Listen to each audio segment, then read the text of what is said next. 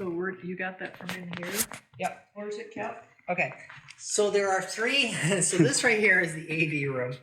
Usually, we need to start putting this out there, but right now I keep the projector remote control in the server rack. It should not be stored in here. But we don't yet have good management protocols for like the remote controls, and I didn't want to leave it out in the AV area because we have plenty of these, so we only have one of these. Okay. I don't know if that's the only reason, but it certainly is a reason. Yeah, the Samsung remotes are a dime a dozen around here. Okay, so we have these three remotes. This is the one that controls the projector. Yeah. There's a blue button up at the top, which is the power on, power off. You just point it at the projector, one click, and it goes on. Shutting it off is the same thing. You press it again, and the little thing says to press the power button again to turn it off. It's very straightforward. Okay. Then we have the remote control for the two side displays. So it's a little red button right here, and you just point it at the display and click it. Because the same remote controls all the TVs, you can use it on all the TVs. But the drawback to that is that sometimes when you turn on one, it turns off the one you just turned on. Oh yeah, if you're too close to it, yeah, the beam, yeah. Yeah. You turn on those two side displays, and then this one right here, and then this one on the side. This is like a standard power on operation. So you are using these? Yes. Okay. Yep. Okay, and then finally, we have the monitor in the back, which is a different TV.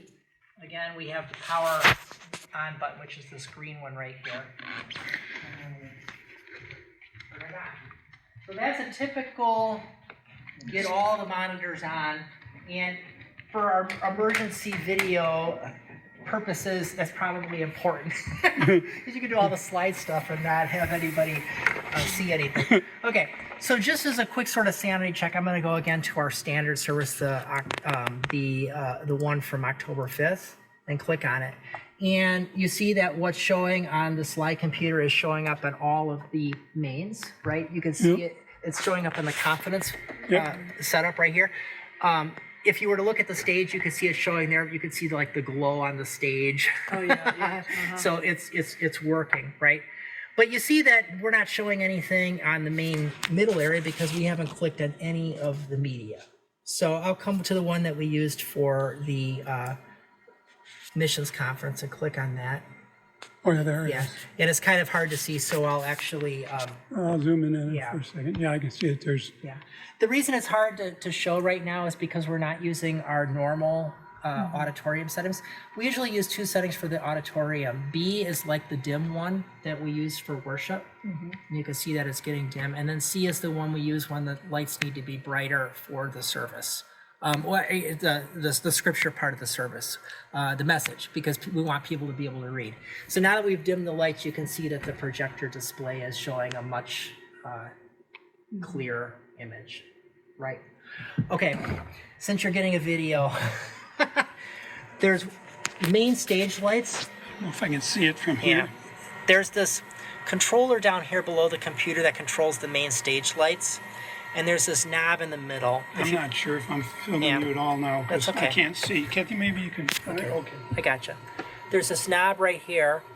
If I click on it once, it wakes up the display. And if I press on it again, it will select the item from the queue list that turns on the main stage lights. Okay. That's probably a separate item, but you have it on video. All right.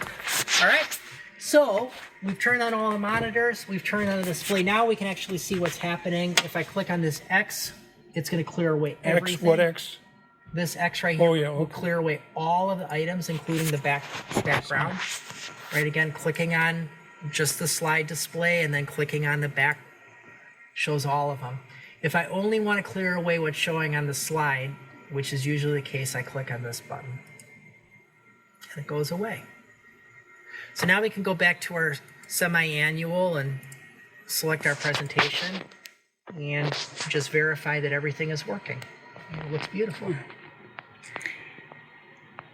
Well, you have a media showing in center display, but wouldn't you want that to maybe look like the side displays too?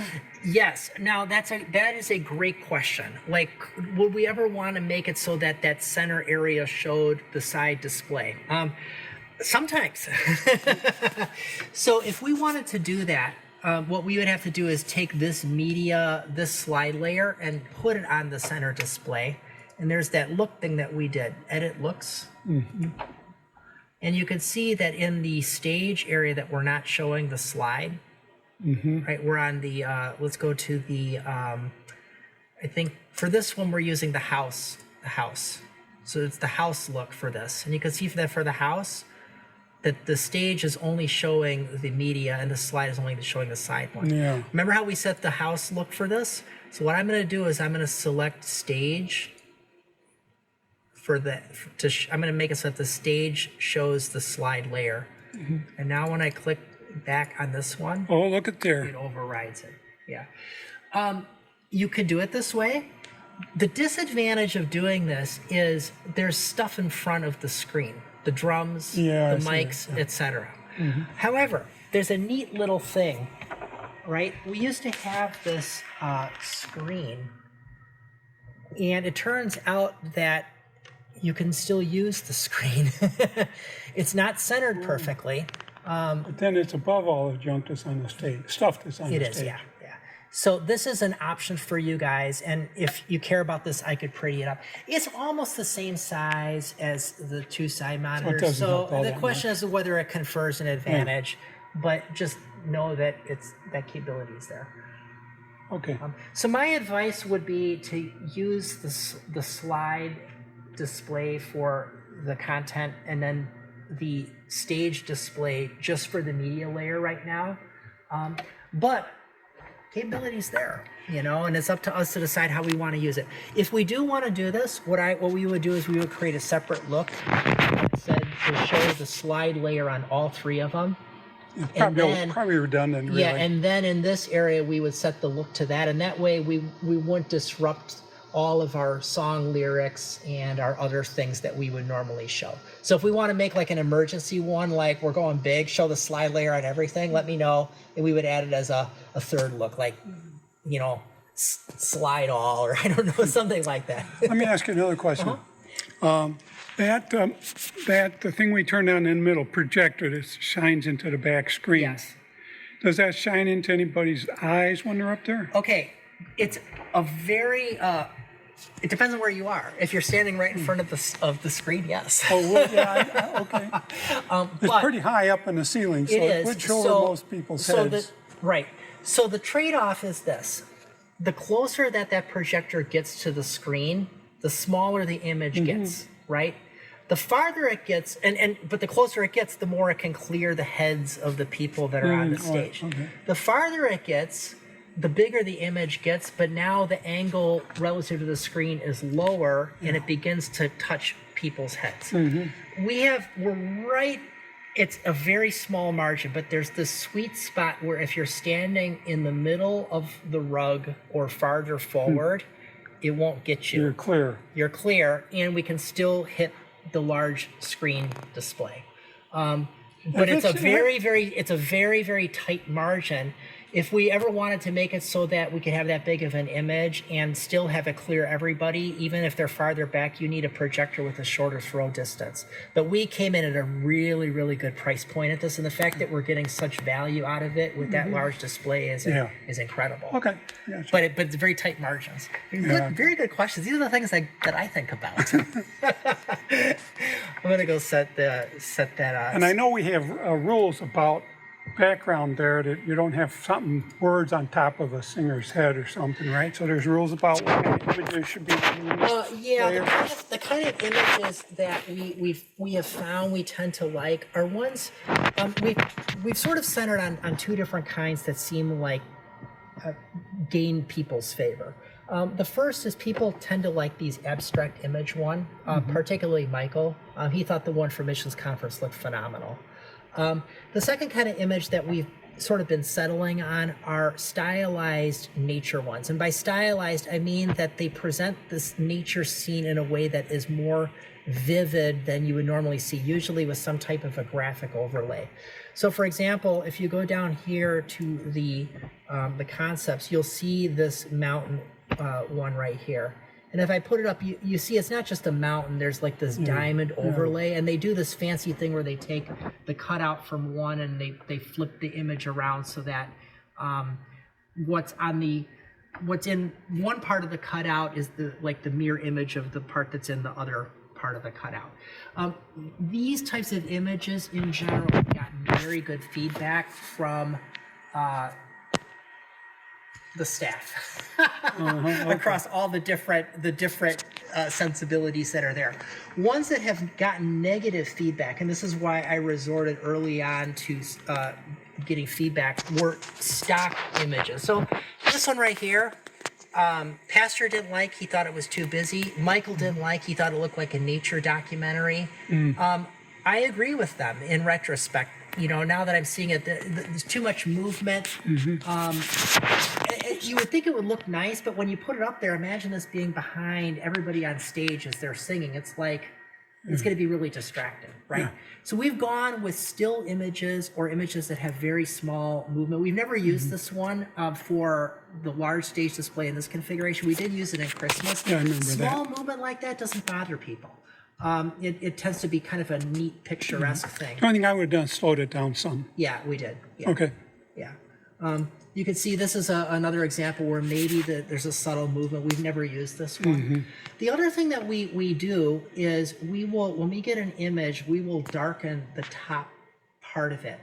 We set a small gradient going from the very top of the screen all the way down to, I think it's halfway, and we'll do it at about 70% opacity, something like that. It might be less. I'd have to look it up. But the reason that we do that is because when we put lyrics on these slides, let's do Every Giant Will Fall, right? You see how the lyric in that top corner, it begins to become hard to see?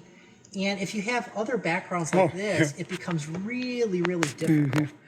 So what we'll do is we will darken the top area. And just by way of example, here is, this is the image we used from this last week. We got this image from Motion Worship, where we get most of our imagery that's successful. They're the ones who do all the stylized stuff, so we usually don't get them just... If you get them, they have to have the appropriate permissions, so public domain, like Pixabay or something. But we're licensed with Motion Worship, so they're good images. My advice, just go there, right? But this is the default one you get from Motion Worship, and you can see it's impossible to see the lyrics up at the top. So here's one where I darkened the top part, and just take a look at the difference. Oh, much better. All of a sudden you can see the lyric, but it doesn't really, you don't feel like there's that much of a difference, right? The bright sunshine. You darkened it 70%, you said? Well, at the top part, then it bleeds down to zero. Just by doing that, I can't remember what the gradient, I should provide that spec to you guys, but basically you start up at the top with where it's at full opacity, and then you go all the way down to zero, and you just make it so that way you can't tell that there's actually like a darkening effect. It isn't like our lower thirds where you see a big bar. It looks like the image is there, like it came that way. The only difference is that all of a sudden the lyrics pop, and it's just a huge difference. Now in PowerPoint, you can have the text to have sort of like a little shadow behind it. Yes. And then it pops you out better on the white sections. Mark, you are ahead of the game on all of these. And I've actually done that. So if you come over here to the lyrics for this particular song, and then it's the, let me see. Yeah, I have this shadow applied. Oh, you do have a shadow option. And you can see that the shadow is applying a small offset with a little bit of a blur and a black at a particular angle, and that just makes it pop. Yeah. I think I'm doing the same thing for, let me go to the theme editor. Reference text, message point auditorium, CCL auditorium. One of these way down near the bottom. Okay, here's the standard stage configuration. Sorry, the Yeah, here's the, okay, so text stage. This is what puts the text up at the top of it. You basically, you set this theme to show on the media layer for this particular look. And if we come here and we edit that text, you can see that I have a shadow, 100% opacity of black, again an angle, and I blur it significantly. That way it creates a larger area around it. Yeah. I'm less interested in having like a pop-out layer and more just a general blur. So yeah, that's part of how we get the pop. Thanks for all your work on this. Yeah. Man. Well, it is, and it's the kind of thing that you grow into, and that's what makes it hard to catch up, because we've been working this now for 4 years, and it isn't like we did all this in one day. There were small improvements over time that we kept getting better and better on. But that's where we're eager to have that knowledge captured, because a lot of these were battles that were hard fought, and we don't want to fight and we them want again. we don't want to lose that organizational knowledge. You know, All right. it's a good look. So the looks or the views, there's three main ones, right? Operator, stage, and audience. Is that right? We have our own. So the three different views are the live stream, the the main stage display, and then the main slide monitors on either side. Sorry, I should have gone. I call them there's the auditorium, there's the stage, and there's the live stream. Those are the three different looks. Okay. Main stage is the auditorium. Yep. So edit looks. Yeah. So we have the auditorium. This is the one that shows on the slides. We have the stage. This is the one that shows in the large center display. And then we have the live stream. This is the one that shows up on our live stream. And for each one of these different display areas, either the side monitors or the main center display to the stage or the live stream, we have the different layers that are going to show. The ones that are going to show are the ones that are checked. And then what shows for each of these monitors is going to depend upon the look. So for the blackout look, you see that that's not what I expected. Okay, there we go. I clicked on blackout again. You see that nothing from the slide layer shows. But you see that we're still showing the media layer on the center stage, because when an operator clicks on the blackout slide, we don't want to take down the main stage display, right? We don't want that big center image to suddenly disappear. That makes sense.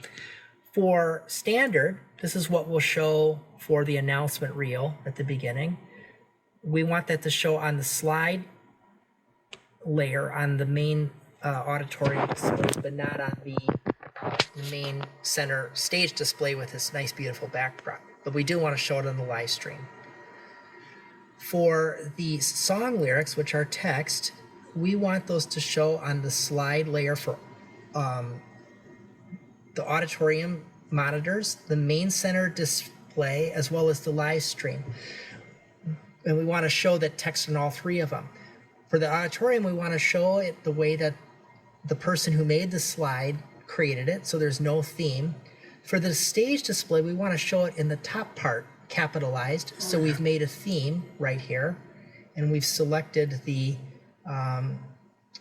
text stage theme. And then for the live stream, we want to show it in the lower third, so we select the text live stream. So, so you got the top, you got center, and then you got Yes, bottom. exactly. Okay. So let's take a look at reference. For the reference, this is what we use for Adam's scripture references.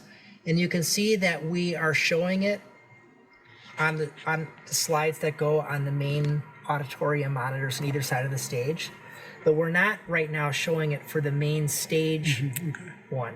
We could change this. If Adam wanted to make it so that his scripture references showed up on the main stage display behind him, we would check this box right here, and then we would add an appropriate theme that put it in the position that we wanted. And then, of course, in the live stream, we're taking the default text as the operator has entered it, and we're showing it with the reference live stream, which is what puts that nice little tab up at the top of the lower third that shows the scripture reference. And then the message point, again, it's very much the same.